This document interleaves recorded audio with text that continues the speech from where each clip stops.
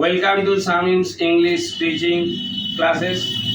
আজকে আমি যে ভিডিওটা করতে চলেছি খুবই ছোট্ট একটা ভিডিও, সেটা হচ্ছে প্রিপজিশনস নিয়ে আলোচনা করব। প্রিপজিশনস, যে কোথায় অফ মেডের পরে মেড অফ কখন ইউজ করব, মেড ফ্রম কখন ইউজ করব। আশা করি এইটা আলোচনা করার পর কারোর আর এই কনফিউশনটা থাকবে না যে এটা কখন ব্যবহার করি আমরা। যখন কোনো বস্তু থেকে কোনো বস্তু তৈরি হয় তখন আমরা এটা ব্যবহার করি, কিন্তু কখন ফ্রম আর কখন অফ ভালো করে শুনে নাও, আমি বুঝিয়ে দিচ্ছি, একদমই ইজি। কোনো বস্তু থেকে যখন আর একটা বস্তু তৈরি হবে, যদি সেই বস্তুটা পুরোপুরি পাল্টে যায় তাহলে হবে ফ্রম, যদি পাল্টে যায় তাহলে হবে ফ্রম। যেমন দেখো, একটা আমি বাংলায় উদাহরণ বলছি, দুধ থেকে দইটা তৈরি করা হলো, এই দইটা কিন্তু আর দুধে ফিরে যাবে না, তাহলে এখানে কি করব আমরা, হচ্ছে মেড ফ্রম করব। কেন? পুরোপুরি পাল্টে গেল।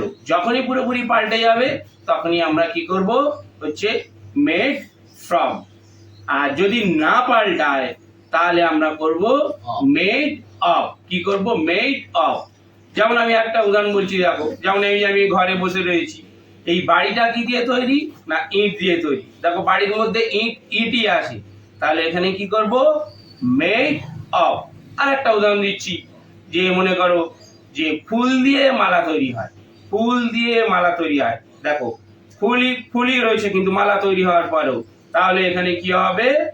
হচ্ছে বলো তো কি হবে? অফ। কারণ ফুলই রয়েছে। তারপরে এটাই শুধু মাথায় রাখো, চেঞ্জ হয়ে গেলে কি হবে? Made from. আর যদি চেঞ্জ না হয় তাহলে কি হবে? অফ। আশা করি সবাই বুঝতে পেরেছো। এবার আমি তোমাদের সাথে উদাহরণগুলো নিয়ে আলোচনা করব। চলো এটা আরম্ভ করা যাক, দেখি তোমরা কেমন উত্তর দিতে পারো।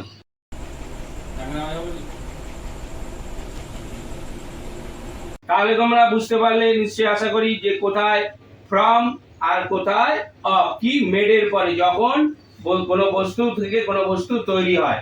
তাহলে এবার আমি যে আলোচনাটা করলাম তারপরে কয়েকটা উদাহরণ জিজ্ঞাসা করি তোমাদের। Are you ready? Yes, yes. Thank you. আচ্ছা, বলো দেখি, this garland is made dash flowers.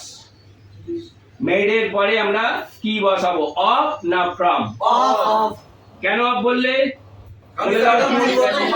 পরিবর্তন হয়নি। ভেরি নাইস, দারুণ অ্যান্সার। যে তার মানে কোনো পরিবর্তন হয়নি বলে আমরা কি বললাম? অফ বললাম। Cement is made dash limestone, তাহলে কি বসাবো? ফ্রম। কেন এটা ফ্রম বললে?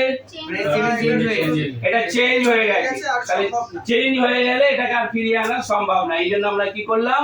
ফ্রম করলাম। গুড। Number 3 example, number 3। আচ্ছা, আমরা সবাই আংটি পরি, সোনা, তাই তো? তাহলে মনে করো, this ring is made dash gold. Of. দেখো, সাথে সাথে বলে দিল যে অফ। কেন? যে এটা কি হচ্ছে? সোনাই থাকছে, যে সোনাটা যখন আমরা গলাই সেই সোনাই থাকছে, আমাদের কোনো অন্য কোনো জিনিস চেঞ্জ হচ্ছে না। তাহলে এটা কি বুঝতে কোনো কারোর অসুবিধা হচ্ছে? তাহলে একদম সঠিক আছে। যে জাস্ট কি, যে যদি পরিবর্তন হয়ে যায় তাহলে কি করব? মেড। কি বলো? যদি বস্তু পরিবর্তন হয়ে যায় আর ফিরে না যায় তাহলে মেডের পরে কি করব? ফ্রম। জোরে বলো, মেডের পরে ফ্রম। যদি পরিবর্তিত হয়ে যায় আর যদি না পরিবর্তন হয় তাহলে কি করব? অফ করব। ওই যে আমি বোঝাচ্ছিলাম যে বাড়িটা তৈরি হলো ইট দিয়ে, তাহলে বাড়িটা হচ্ছে দিস। তাহলে আমি আবার যদি বলি, this house is made dash bricks, তাহলে কি বসাবো? অফ। কারণ এইটা বাড়িতে সেই ইটই আছে, তাই তো?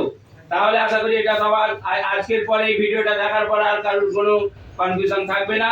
তাহলে এই ভিডিওটা সবাইকে ওয়াচিং করার জন্য কি থ্যাংক ইউ।